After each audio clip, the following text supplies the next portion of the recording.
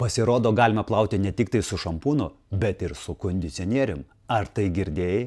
To jau papasakosiu. Mano keletą klienčių man pasakoja, kad, okei, aš nenaudoju šampūno, aš mėgstu natūralius plaukus. Aš sakau, tai kaip tu plauni? Sako, su jūsų kondicionierium.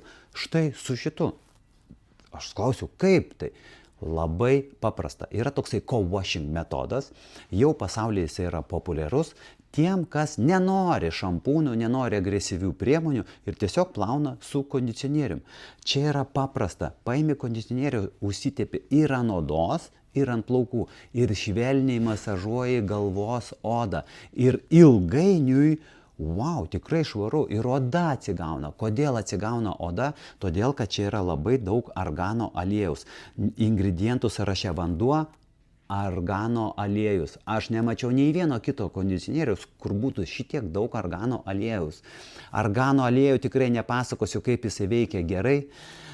Tačiau aš kituose priemonėse matau, kad jeigu jo deda, tai kažkur tai ingredientų sąraše labai tenai žemai, o čia jo yra daug. Jis yra tirštas, skalsus, jo užtenka keletą paspaudimų ir masažuojant keletą minučių, tai yra 2-3 minutės, įsimasažuoji, po to nuskalauji ir tie plaukai yra tikrai švarūs. Ką dar aš girdėjau apie kondicionierių?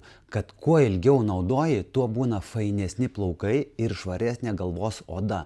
Nes pasirodo, kad po savaitės, po 2, po 3 išsivalo visokie silikonai ir plaukas būna kitoks. Tai vat po mėnesio naudojimo plovimo tik su kondicionierium, plaukai būna visiškai kitokie, tokie švelnūs, natūralūs, lengvučiai ir sveiki. Dėkoju.